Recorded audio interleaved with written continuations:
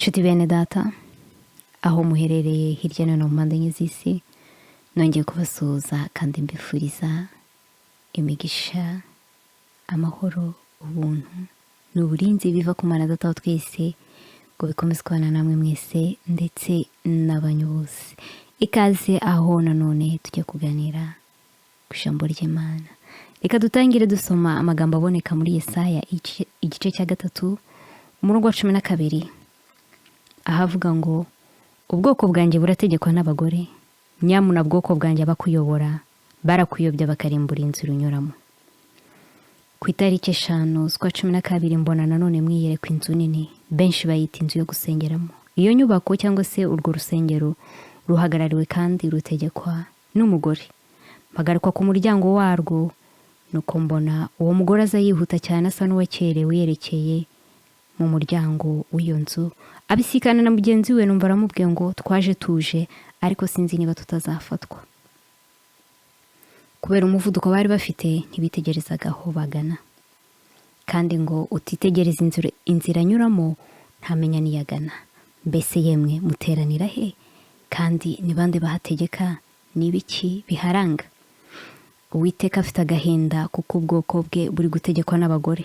Nyamuna bwoko bw'Uwiteka abakuyobora barakuyobya bakarimbura inzira unyuramo. Bimwe mu biranga aho abo bagore bategeka mu nsengero ni inyigisho z'amahoro, ubuhanuzi bujyanye n'iby'amatwi y'abantu ashaka kumva, umukene ahinduka umukire, ubuzima burahinduka, wari ushonje akabona ibyo kurya, indwara zigakira, basezerana ubutunzi kandi bakabutanga. Nta munsi utambuka hatabaye amateraniro rusange arengeje amasaha, ndetse inshuro zingahe ku munsi. Hateranira abantu benshi kubera ko nta kizira, uko waba umeze kose, uko wakitwara kose, ariko ugaterana guhinduka si ngombwa. Bakorana na leta kandi nibo bashishikariza abantu kwitabira ibikorwa bitandukanye ndetse bidahuye n'iby'itorero. Mu gihe cyo gutanga inkingo ibi byagaragaye neza, kuko abahagarariye insengero bifatanije na leta mu gutanga inkingo, kandi inyinshi zatangirwaga mu miryango y'insengero. Utarakingiwe yarahezwaga, ntiyari yemerewe kwinjira mu rusengero. Mbese Yesu hari uwo yari guheza kubera iyi mpamvu? Yewe kabone n'ubwo bimwe mu bigize inkingo byashoboraga kuba byagira ingaruka mbi ku bantu, cyane ko zashyizwe ku isoko zitabanje gupimwa ko zizakingira indwara cyangwa se zikarinda ikwirakwizwa ryayo. Nyamara bamwe mu bakuru b'amadini bemeye ko zitangirwa ku miryango y'insengero mu buryo bwo gufasha leta kugera ku ntego yo gukingira umubare wari uteganijwe. Twibuke amagambo twiza avuga ngo itorero na leta byishyize hamwe habaho akarengane.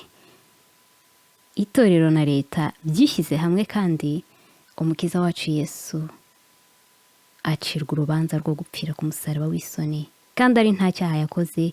Umugome Baraba, umunyabyaha ruharwa, arabohorwa. Ikindi n'abizerwa naho bayobya bagenzi babo. Bibiliya ati uwizera umwana w'umuntu avumwe, ariko umuntu ati njyewe nzizera umushumba wanjye, bishop, intumwa n'abandi, mu cyimbo cyo kwizera Imana n'ijambo ryayo. Mu byigisho byatambutse nigeze mbabwira abagore nabonye barangajwe imbere n'ikiyoka gitukura. Mu Byahishuwe igice cya 12 umurongo wa 3 ndetse n'uwa 4 havuga iby'icyo kiyoka. Umurongo wa 3 ngo mu ijuru haboneka ikindi kimenyetso, mbona ikiyoka kinini gitukura gifite imitwe 7 n'amahembe 10, no ku mitwe yacyo gifite ibisingo 7. Umurongo wa 4 umurizo wacyo ukurura 1/3 cy'inyenyeri zo ku ijuru uzijugunya mu isi.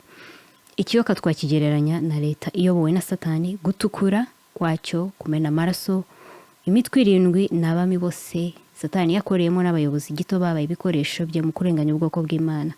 Amahembe 10 abami bahanguye Roma. Ibisingo 7 twabigereranya n'ibimenyetso biranga buri ngoma mu mikorere yayo. Umurizo w'icyo kiyoka wakuruye 1/3 cy'inyenyeri zo ku ijuru uzijugunya mu isi. Ibi bigereranywa n'ukuntu Lucifer yoheje 1/3 cy'abamarayika bo mu ijuru bagacibwanwa nawe. Abo nibo babandi bamanukanye nawe mu ijuru bakitwa abadayimoni. Mu ijuru bishimiye kugwa kwa Satani umurezi wacu wahoraga ajyana ibirego ku manywa na nijoro imbere y'Imana yacu. umurongo wa 12 haratubwira ngo nuko rero wajuruwe namwe abaririmo nimwishime, naho wasiwe nawe wanyanja we mugushije ishyano, kuko Satani yabamanukiye afite umujinya mwinshi, azi yuko afite igihe gito. Abari mu isi tugushije ishyano, kuko Satani yatumanukiye afite umujinya mwinshi, kubera ko azi ko afite igihe gito. Mbese twe twaba tuzi ko dufite igihe gito? Nshuti bene data, Satani yababajwe nuko atazongera kurega kandi atazongera kubona uko mu ijuru hasa, maze agira umujinya mwinshi, agambirira gukora uko ashoboye kose ngo n'itorero ntirizajyeyo. Yiyemeza gushika abantu, yakoresha Bibiliya ngo ayobye n'intore niba bishoboka, yakoresha iterabwoba n'imbaraga za leta, yakoresha amafaranga. Icyapfa ni icyabuza abana b'Imana kuzabona ubwiza atagihawe. Tube maso. Satani azi ko afite igihe gito, agacirwa urubanza kandi agahabwa ibihano bikwiranye n'ibyo yakoze, kandi ntashaka guhanwa wenyine. Nkuko tubibonye guhera mu itangiriro, uko yoheje 1/3 cy'abamarayika kugira ngo bazahananwe nawe. Ntibyagarukiye aho kandi, kuko n'abantu Imana yaremye mu ishusho yayo ikabatuza mu ngobyi ya Edeni, yagambiriye kuboshya kandi abigeraho. Ubwo inzoka ikiremwa cyari cyiza kandi cyarushaga ubwenge izindi nyamaswa zose, cyateraga Eva gushidikanya ibyo Imana yavuze. Ubwo yari yarabihanangirije kutazarya ku giti kimenyekanisha icyiza n'ikibi, ibabwira ko nibakiryaho no gupfa bazapfa. Ariko inzoka iti, gupfa ko ntimuzapfa umunsi mwakiriyeho, ahubwo amaso yanyu azahweza mube nk'Imana. Eva yemera kukiryaho, yemera gusoroma urubuto rwo kuri icyo giti ararya. Aya magambo ari mu itangiriro 3. Icyakoze umugabo si we wohejwe, ahubwo umugore niwe wohejwe. Nkuko Satani yageze ku ntsinzi ye ya mbere yo guteshura Adamu na Eva kukumvira amategeko y'Imana no kutita ku miburo akoresheje Eva, n'intsinzi y'umugambi we mu bishuheruka, aho ategereje gucibwa urubanza ruheruka kandi agahanwa. N'ubundi ntabwo ashaka kuzahanwa wenyine, arashaka abo bazahananwa. Ni muri ubu buryo yahagurukije bamwe mu bagore ngo bamufashe gusinziriza abantu, bityo agere ku ntego yataruhije avunika. Kandi nabibwira ko bari maso, bashyirwa imbere ibyo kubahuza, maze kurimbuka kuzabatungure, bazahananwe nawe. Yewe usinziriye, kanguka, Uwiteka abone uko akumurikira. Guhera igihe Eva yemeye koshywa n'inzoka, Adamu gukora icyaha bikaba amahitamo, byazaniye isi umuvumo kugeza amagingo ye, kandi nta cyadutse munsi y'ijuru. N'ubundi bamwe turi koshywa n'ibidushyizwe imbere kandi tuzi ko bidakwiye, ari bibi. Abandi turi gushikwa n'ibyo turarikiye. Nyamuna byose turabyemererwa, ariko ibitugirira umumaro ni bike. Baje kandi bafite igihe gito. Tube maso tutagwa mu mitego yabo. Torize kuri ibi bibazo. Mbese umugore yemerewe kuba umushumba cyangwa umuyobozi w'itorero n'andi mazina atandukanye? Njyewe ntaho ndabisoma muri Bibiliya. Nshingiye ku byanditswe byera, nemera ko umugore yaba umuhanuzi. Yoweri 3 umurongo wa 1 n'uwa 2 haravuga ngo, hanyuma y'ibyo nzasuka umwuka wanjye ku bantu bose, abahungu banyu n'abakobwa banyu bazahanura, abakambwe banyu bazarota, n'abasore banyu bazerekwa, ndetse n'abagaragu banjye n'abaja banjye nzabasukira ku mwuka wanjye muri iyo minsi. Umugore kandi yaba umuvugabutumwa. Zaburi ya 68 umurongo wa 11 haravuga ngo, umwami Imana yatanze itegeko, abagore bamamaza inkuru baba benshi. Ariko ntabwo umwami Imana yatanze itegeko ngo abagore b'abashumba b'amatorero baba abayobozi. Umugore kuvuga ubutumwa bwiza nta kintu bitwaye. Umugore kandi yaba umunyamasengesho. Esiteri 3 tuhabona uburyo Esiteri yingingiye ubwoko bw'abayuda igihe Hamani yari yagambiriye kurimbura abayuda bose, hanyuma Imana ikumva gusenga ikaburizamo umugambi umwanzi wabo. Bibiliya kandi twereka umugore umwe wabaye umucamanza, Debora, akaba umucamanza w'ubwoko bw'Uwiteka. Ariko ntabwo itwereka umutambyi w'umugore, umushumba, kuko izo nshingano Imana yari yarisitoreye abagabo. Nyuma y'uko Eva yohejwe n'inzoka, Imana yamubwiye ko azatwarwa n'umugabo. Itangiriro 3 umurongo wa 16. Imana ntabwo yigeze ibwira Eva gutwara umugabo.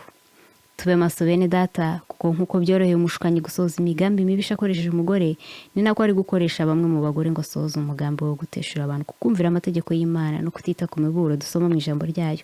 Dusubize maso inyuma gato twibaze, kuki insengero ni nyinshi, abateraniramo bakaba benshi, ariko ibyaha bikaba bikomeje kwiyongera? Uyu munsi dufite abantu bafite amazina y'abashumba baboho nk'ikimenyetso. Nta kindi kintu akeneye kubwirwa, kumva.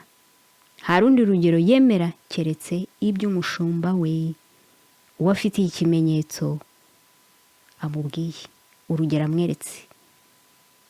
Abashumba biyeguriye imitima y'abantu aho kuyegurira Imana. Mbese ntimwari mwasoma abantu batangiye gukorera Imana bafite umutima utunganye, ariko bakagwa bagasubira inyuma kubera ibyo bararikiye? Urugero ruje vuba ni urwa Balamu, wazaniye umuvumo ubwoko bw'Imana kubwo gukurikira ifeza n'izahabu.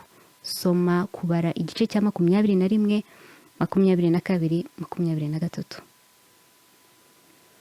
Zaburi 146 umurongo 3 haratubwira ngo ntitukiringire abakomeye cyangwa umwana w'umuntu wese utabonerwamo agakiza. Mutyo dusigaho kwiringira abashumba, abapotre, abahanuzi n'abandi bantu bose. Twiringira Imana. Abagabo n'abahungu ndabaramukije mu izina rya Yesu. Mbese muraho? Mbonereho no kubabaza, mbese ko mbona bamwe muri guhitamo guteshwa kumvira amategeko y'Imana no kutita ku miburo nk'uko Adamu yagenje bitewe n'urukundo yakundaga umugore we Eva. Namwe byaba biri guterwa n'urukundo mukunza abo mwemeye ko babayobora. Mwibuke ko muri abo gutwara, mutari abo gutwarwa. Abagore n'abakobwa n'abaja, muraho namwe ndabasuje mu izina rya Yesu. Ko mbona benshi turi kunezezwa no kumva amagambo y'uburiganya bw'inzoka nk'uko Eva yagenje. Mbese twibagiwe ingaruka zageze kuri Eva kubwo kumvira umushukanyi? Tuzisanga nanone mu Itangiriro igice cya 3.